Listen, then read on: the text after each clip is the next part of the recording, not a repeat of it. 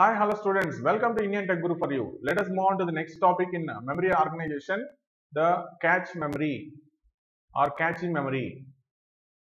So this particular cache memory will be residing between the CPU and the main memory. So cache memory is faster than the main memory.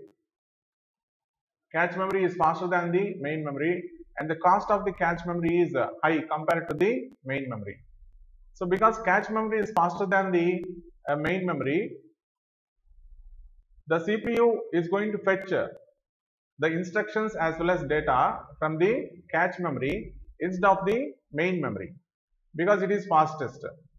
However, because cache memory size is very less, it cannot accommodate all of the instructions as well as data that is residing in the main memory. Only certain instructions of main memory will be stored in cache memory. Only limited instructions will be stored in the cache memory. So what type of instructions are generally stored in cache memory? The instructions that are repeatedly accessed by the CPU will be stored in the cache memory. So for example, if you consider a C language program, assume that the C language program is having a main function,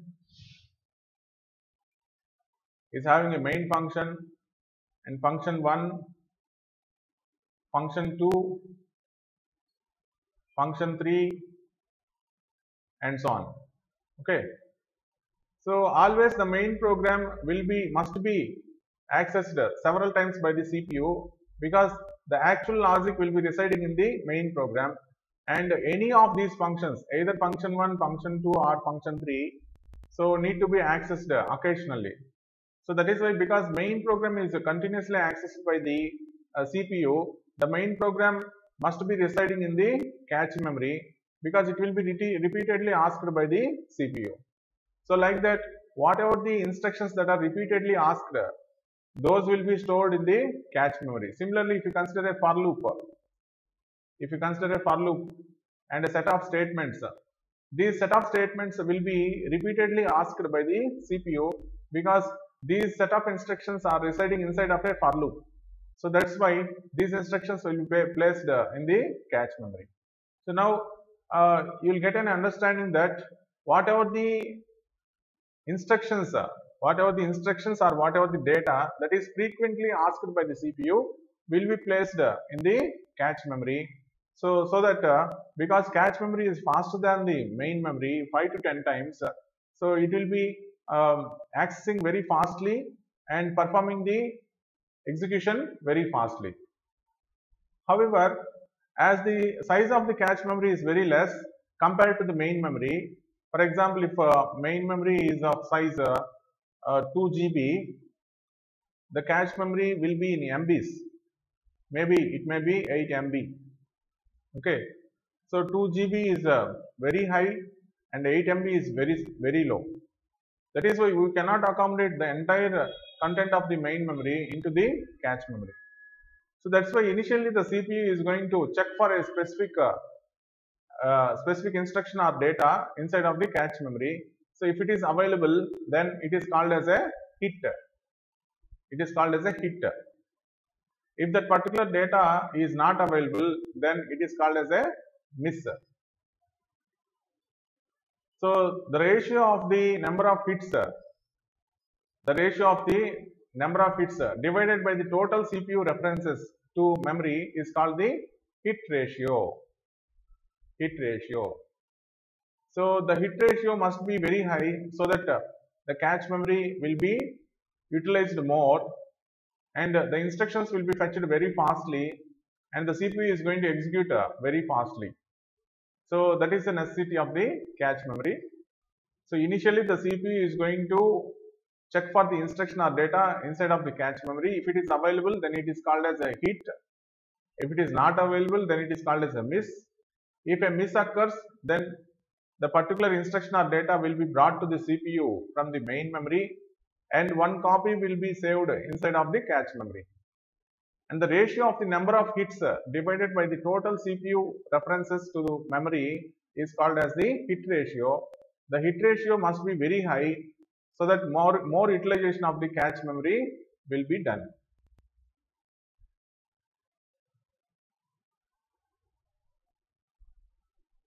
So now coming to the mapping of the memory and the cache. Mapping of the memory and the cache. So there are three different techniques we can have. So the first technique is called as the associative mapping. Associative mapping. The second technique is called as direct mapping, and the third technique is called as set associative mapping. So what is meant by mapping function? The transformation of data from main memory to cache memory is referred to as the mapping process. We need to transform the data from the main memory to the cache memory, so that if the data is available in the cache memory, then the CPU can access the data very fastly. So how to map the content from the main memory to the cache memory is referred to as the mapping process. This mapping process is done in three different ways. So the first way is associative mapping, the second way is direct mapping, and the third way is set associative mapping. So first let us consider the associative mapping. So the associative memory stores both the address and the content of the memory word. So here you can see the associative mapping is same as the content addressable memory, which we have already seen in the previous class. So what is meant by associative memory and content addressed memory? So using this associative mapping, here we are going to store both the address as well as the content of the memory word, and based on the address value, the data will be retrieved and stored inside of the cache memory. So the address will be stored in argument register, and based on the address value, we are going to get the data. So how these addresses are stored? You can observe that the addresses are stored in octal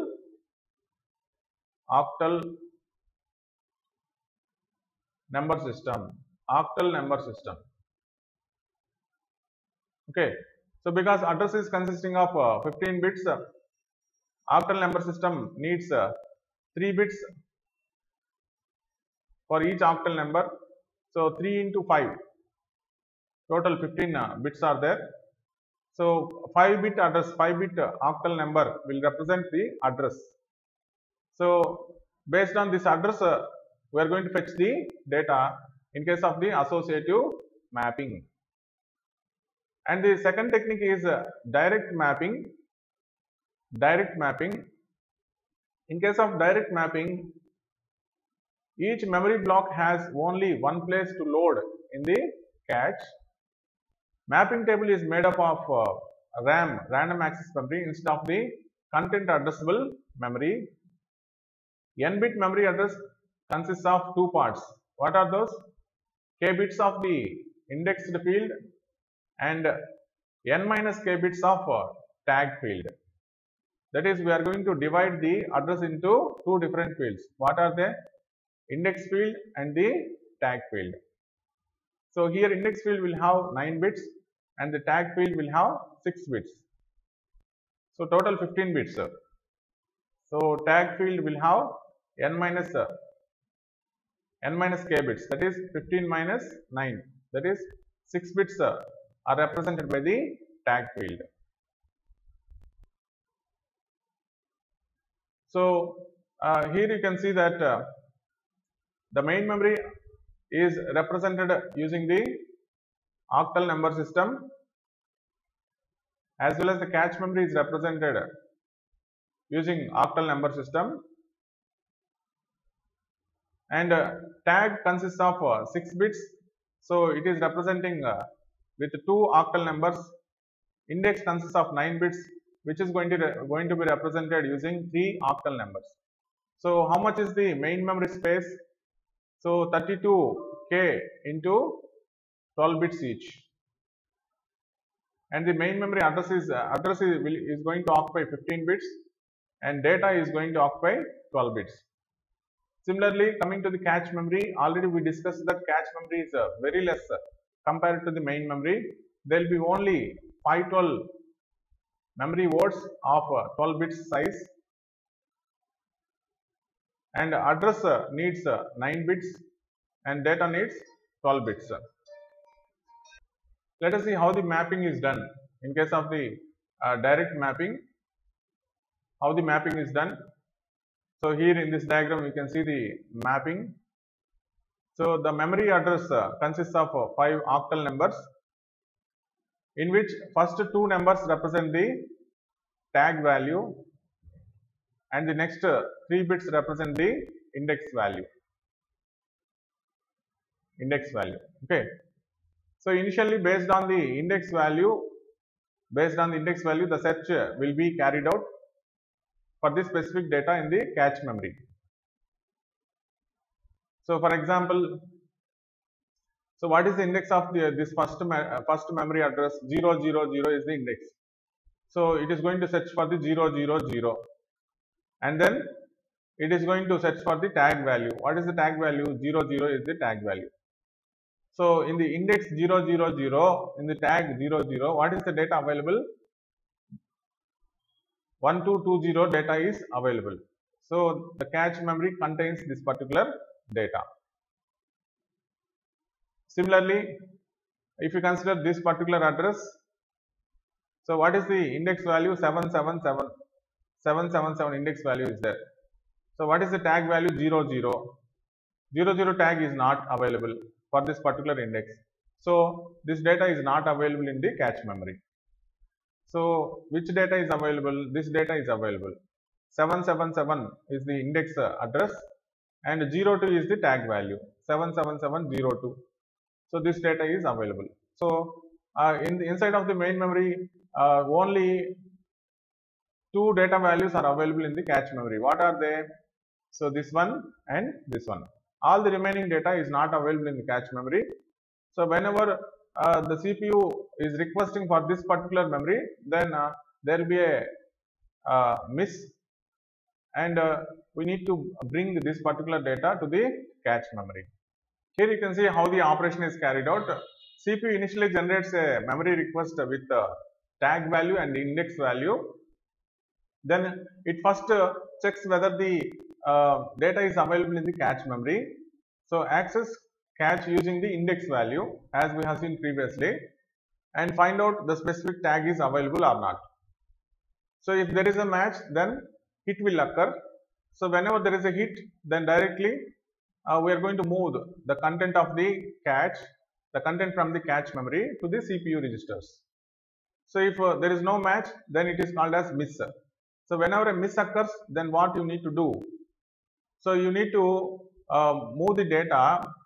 You need to move the data to the cache memory and then provide to the CPU. Okay. So before actually moving the data from the cache memory, so we need to replace one of the existing data from the cache memory. So here you can see cache of index of data. So is moved to a specific memory location, and then we are going to move the specific memory location to the cache memory, and then provide the content from the cache memory to the CPU. These 3 operations are needed. Okay. The first one is for replacement. Replace the content available in the cache memory to the main memory, and the second operation is move the content from main memory to cache memory, from main memory to cache memory. And the third one is provide the data from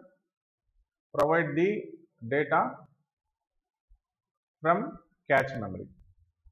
So like this we are going to perform the operation. So whenever the data is available in the cache memory, whenever the data is not available in the cache memory. Whenever the data is available in the cache memory, then it is called as a hit. Whenever the data is not available in the cache memory, then it is called as a miss. Okay. So similarly, we can also perform the direct mapping with blocks also. Okay.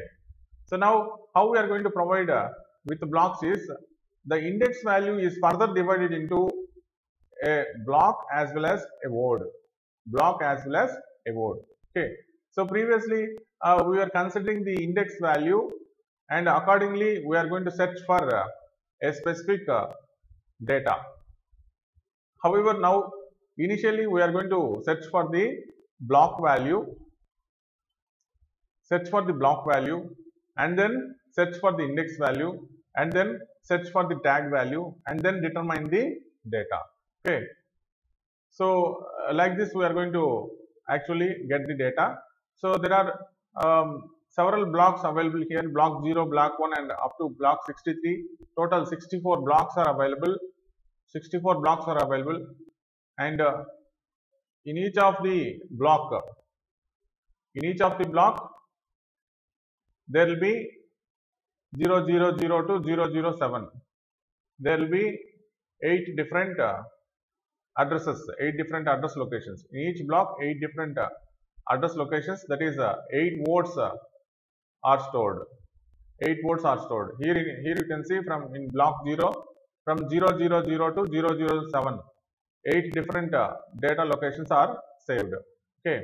In block 1 also from 010 to 017, 8 different words are stored. In each block, 8 different words are stored. So because we are maintaining 64 blocks, the block address will contain 6 bits, because 2 power 6 is equal to 64. Similarly, we are maintaining 8 words. The word address will contain 3 bits, because 2 cube is equal to 8. So like this we are going to maintain. If you want to fetch a specific data, initially we are going to search for the block. So for example, if in block 1, in index 017, you can fetch the data. Similarly, in block 63, for the index value 777, for the tag value 02, what is the data available? 6710. So we are going to retrieve this particular data. If at all the data is not available, then we are going to move the data from the main memory, and then we are going to transfer the content from the CPU, from the cache memory to the CPU. Okay, like this the operation is carried out in case of the direct mapping. And coming to the third technique is set associative mapping. So in case of the direct mapping, what is the problem is, if there is a same index value with different tag values, then we cannot accommodate. So that particular drawback can be removed using the set associative mapping. So in case of the set associative mapping, so for the same index value, we can store 2 different data using 2 different tag values. Okay, here you can see. So 00001. This is one address location. 00002 is another address location. So these 2 address locations are saved using the same index value 000 and using 2 different tags. So in a particular block, we will have 2 different tags as well as 2 different data. So that is the implementation in case of the set associative mapping. So let us see how the operation is carried out. The operation is carried out initially the CPU generates the memory address with the tag value and the index value, access the cache with the index value. So with the index value, based on the index value, access the cache. So compare the tag and tag 0 and then tag 1. If tag I is equal to TAG, then hit occurs, then send the data to the CPU. If tag I not equal to TAG, then miss occurs, then what you need to do? You need to replace the data from the cache memory to the main memory. After replacing, you can bring the content from the main memory and store inside of the cache memory. So after storing the content inside of the cache memory, you can send that data to the CPU. So these are the sequence of steps needed for transferring the content in case of this set associative mapping. Set associative mapping. Okay. So this is how the three different ways are used for transferring the data from the main memory to the cache memory. So coming to the cache write policy. So assume that we are having the cache memory in between the CPU and the main memory. So this is the cache memory. Okay. So assume that CPU is performing a write operation to the cache memory. So whenever a write operation is carried out in the cache memory, the same copy will be residing in the main memory also. Okay. So if you perform the write operation in the cache memory and do not perform the do not update the content in the main memory, so then there will be a mismatch. So that is why we are going to perform two different operations, two different ways to perform this particular operation. So what are those two different ways? The first one is write back or copy back policy. Write back or copy back policy. So in case of write back or copy back policy, so how we are going to perform the operation is, so we are not going to update the main memory until unless the data is removed from the cache memory. So once the data is removed from the cache memory, then we are going to update the content in the main memory. Okay, so that is called as write back policy. Another policy is write through policy. So write through policy, in case of write through policy, both the cache as well as the main memory is written in parallel at the same time. Okay, so that is the difference between the write through policy and write back policy. Write through policy means whenever the CPU writes the content into the cache memory, then it is going to update the content in the main memory also at the same time. That is called as the write through policy. In case of the write back policy, so the CPU is going to write the content only in the cache memory and do not update in the main memory. So when it is going to update, whenever the particular data is removed from the cache memory or replaced in the cache memory, then it is going to update in the main memory. That is called as the write back policy. So coming to the cache initialization, whenever the cache memory is, whenever we are going to start the system, because cache memory is a volatile memory, so nothing is there inside of the cache memory. So that is why some random values will be there inside of the cache memory.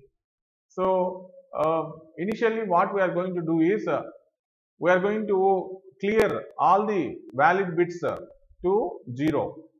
All the valid bits to 0. Here the valid bit is going to recognize whether a particular cache word is valid or not valid. So whenever we are going to move the data from the main memory, then we are going to make the valid bit to 1. We are going to set the valid bit to 1, so that it represents that the data is moved from the main memory and it is available in the cache memory. It is available in the cache memory and it is valid data. So like this, we are going to use a valid bit to recognize whether the cache memory is consisting of valid data or not. That is known as the cache initialization. So that's all about the cache memory. Cache memory plays an important role because it is going to improve the system performance, because cache memory is faster compared to the main memory. Some of the repeated instructions as well as the neighboring instructions will be stored in the cache memory. The next topic is virtual memory. Virtual memory. So what is the necessity of the virtual memory is, so it is going to give the programmer the illusion that the system has very large memory, enough, though the computer actually has a relatively small main memory. So for example, assume that we are having a main memory of 4 GB and auxiliary memory, that is a disk of 500 GB. Then what happens?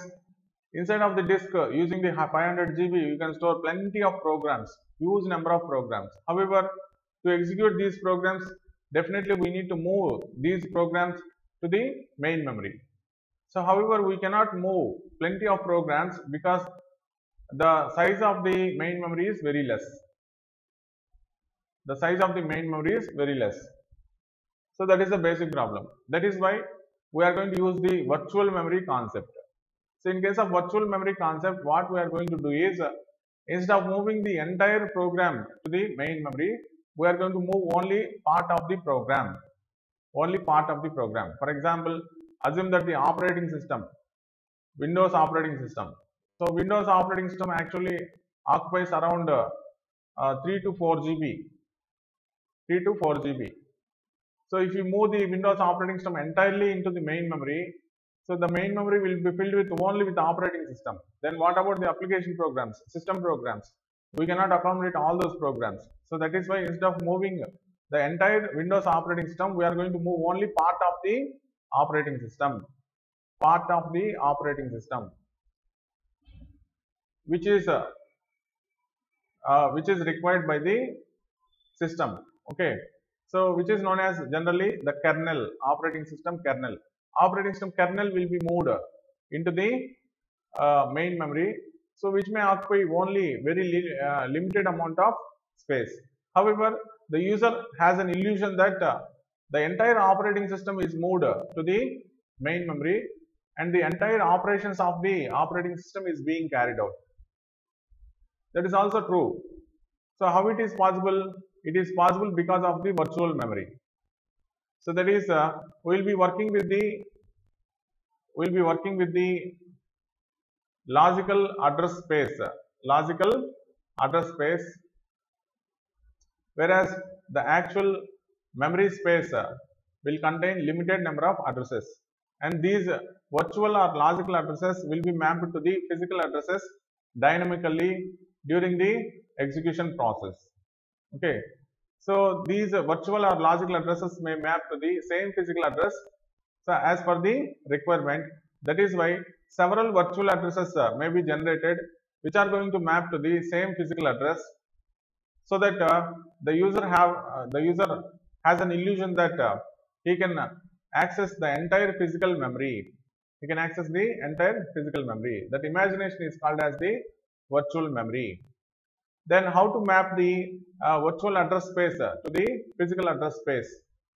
So the virtual address is generated, so which is stored in virtual address register, and there will be a memory mapping table based on which the memory table buffer register is going to convert the virtual address into physical address, and it is going to map to the main memory address register and then access the main memory, and finally main memory buffer register is stored with the content. Like this, the mapping operation occurs from the virtual address to physical address. So virtual address means imaginary address, physical address means the actual address.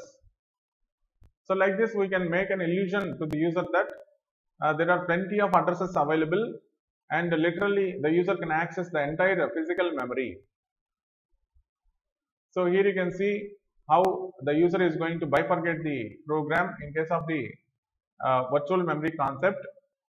So this is the address space and this is the actual memory space.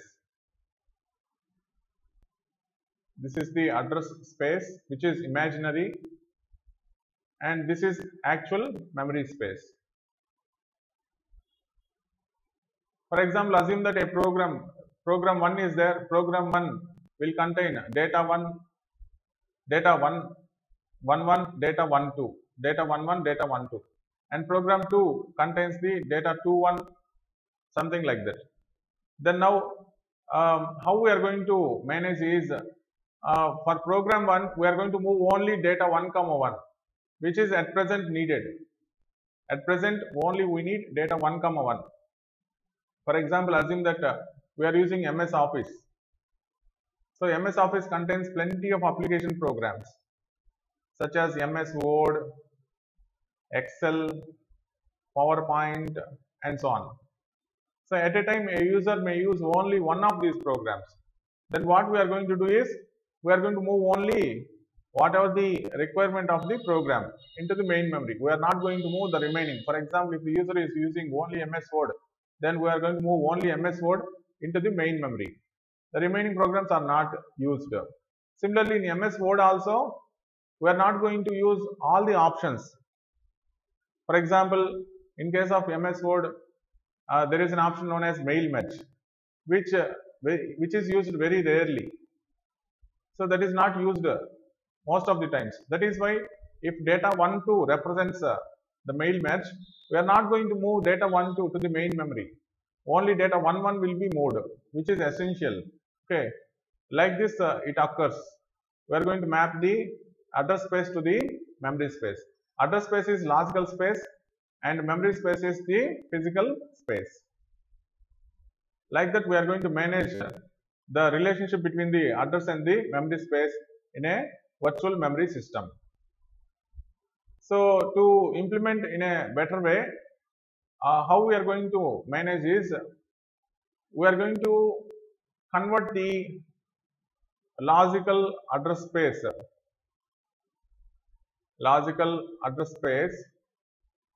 into fixed sized blocks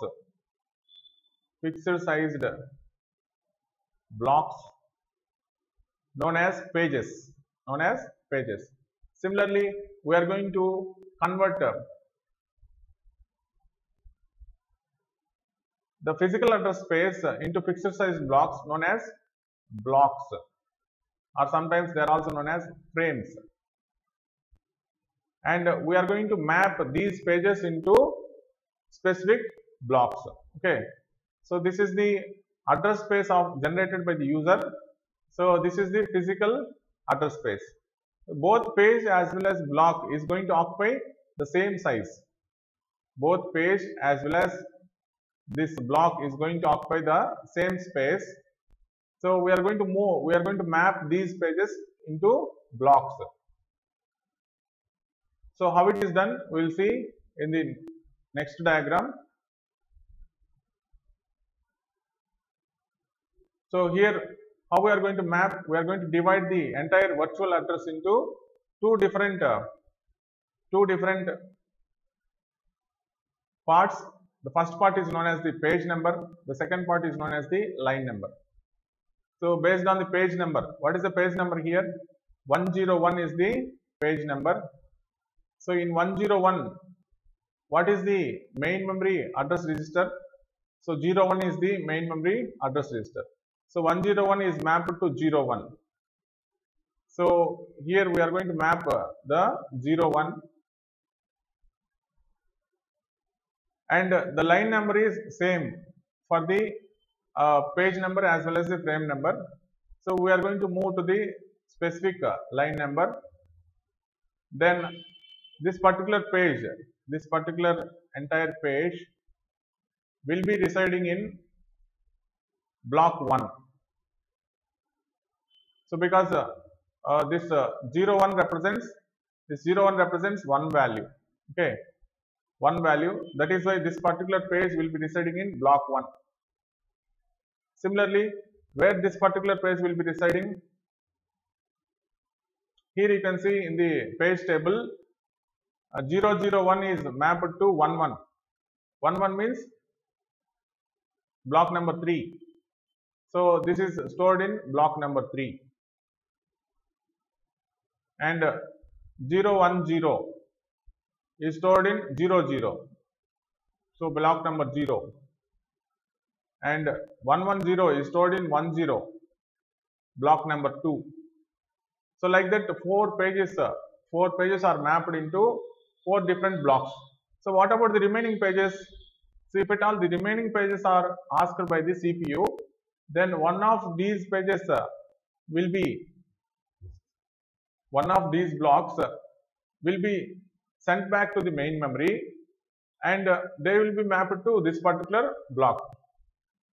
For example, the CPU is requesting for this particular page 011 and make the presence bit as 1, because it is present, and now we need this particular page in the main memory. So what to do? So I'm going to replace the block 0, send back to the main memory and make it as 0, and I'm going to move this particular page to block 0. So that is nothing but page replacement. Page replacement.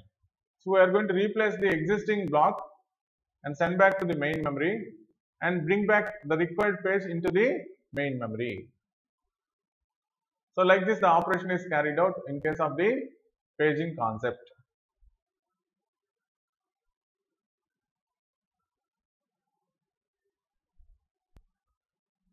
So the same paging concept, page table, can be implemented using the associative memory also. So in case of the associative memory, as we have seen in the previous class, how associative memory works. So the virtual address is divided into same page number as well as the line number. So which is maintained in argument register, and there will be a key register. So based on the page number and the key register value, we are going to search for a specific page. So because key value is consisting of 111 value, we are going to match 101. Accordingly, we are going to find the block number and fetch the data from the particular block number. So like this we can represent the page numbers, page table entries using the associative memory. So using the associative memory, the space required for maintaining the page table will be reduced drastically. So that's all about the virtual memory concept. However, in case of the virtual memory concept, we need the page replacement. Already we discussed that whenever a page is requested by the CPU, if the page is not available in the main memory, then we have to bring that particular page from the secondary memory, hard disk drive. So the memory management software system handles all the software operations for the efficient utilization of the memory space. So it must decide which page in the main memory ought to be removed to make room for the new page. So to bring back a new page, we need to send back one of the page that is available in the main memory. So which page should be selected should be determined by the page replacement algorithm, which is maintained by the memory management software. When a new page is to be transferred from auxiliary memory to main memory, where the page is to be placed in main memory. All these three steps need to be determined by the memory management software using the page replacement algorithms.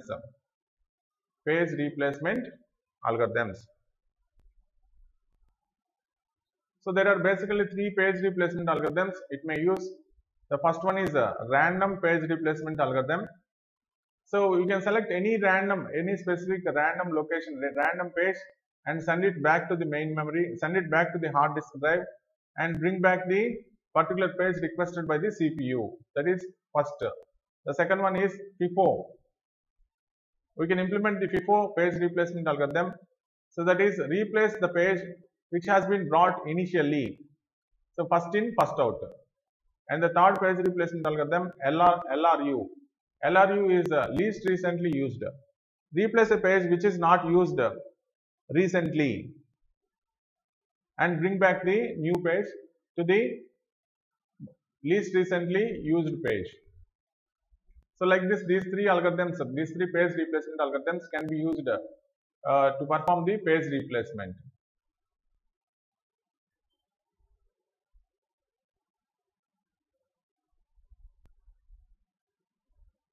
And as far as the paging technique is concerned, there is a drawback. What is the drawback is, in case of the page replacement algorithms, the pages are fixed size. The pages are fixed size. For example, assume that there is a program, C program, which contains the main method, function 1, function 2, and so on. Then because the pages are fixed size, we may have half of the main program in one page and the remaining part of the main program in another page. To avoid this situation, we are going to implement the segmented page system. Segmented page system. In case of the segmented page system, how we are going to manage is, we are going to divide the entire program into meaningful logical blocks. Meaningful logical blocks. So that is why, that is how is the entire main program is considered as a particular segment, segment 1. The entire function 1 is represented as segment 2. The entire function 2 is represented as segment 3. So like this, there will be logical clarity for the program. Inside of the segments, there may be pages. Okay. So each segment is divided into individual pages. So the hardware implementation for a segmented page system will be looking like this. Initially, the segment is going to search for the specific segment in the segment table, and inside of the segment it is going to search for the specific page and search for the page table entry, and then it is going to search in a specific block and retrieve the word required inside of the physical address. So like this, the segmented page system hardware will work. So what is the necessity of segmentation? To divide the program into meaningful logical blocks. So however, if you want to implement the page and segment tables, we need a huge number of entries in the page table. So these huge number of page table entries or segment table entries must be residing somewhere. If you store these huge number of segment table as well as page table entries inside of the main memory, once again it will take more time for the CPU to search for the page table as well as the segment table entries. So that's why we are going to use a part of the cache memory known as the translation look-aside buffer. Translation look-aside buffer. So which will be a part of the cache memory, from which we can retrieve the page table or segment table entries very fastly. To speed up the effective memory access time, a special small memory called the associative memory or cache is used, which is known as the translation look-aside buffer. So using this translation look-aside buffer, we can search for the page table or segmentation table entries inside of this TLB. If at all those entries are not available, then only we are going to go for the main memory and retrieve the page table or segment table entries. So that's how we are going to implement the page as well as segment tables. So here we can see the example, logical and physical address mapping. So each address is divided into segment, page as well as word. The physical address is divided into block and word. And how the mapping is carried out? The mapping is carried out as we represent the physical logical address into hexadecimal address. Logical address into hexadecimal address. Here you can see how many total bits are needed. 8 plus 8, 16. 16 plus 4, 20 bits are needed. So these 20 bits are represented as a hexadecimal number. These hexadecimal addresses are going to map the page numbers, and this hexadecimal number is divided into segment as well as page and then block. For example, if you consider 600012. So in case of a hexadecimal address, this first four bits, first 4 bits represents the segment. Okay, so these are segment values, and next 2 hexadecimal digits represents the page. So based on the segment value and based on the page value, we are going to determine the block. We are going to determine the block. For example, for segment 6 and page 00, what is the block? 012 is the block. So in this block, there will be a specific word. This word will be mapped to this word. Okay, so that will be available in the physical memory. Like this, the mapping occurs from the logical to the physical address. So in case of the paging as well as the segment.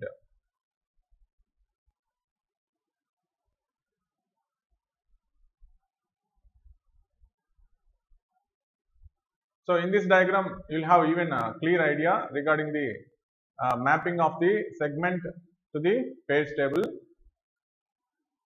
So here you can see the segment number is 6. The segment number 6 is having 35 address. And what is the page number? Page number is 02. So now we need to add 2 value to the 35. So it will be 37. So now go for the 37 in the page table. And in the 37, so what is the value we got? 019. 019. Okay. So in 019, there are 3 entries. There are 3 entries. So what is the word we required? 7E. We require 7E word. So this is the actual physical address. 0197E is the physical address. So in this physical address, whatever the word is there, data is there, that will be retrieved.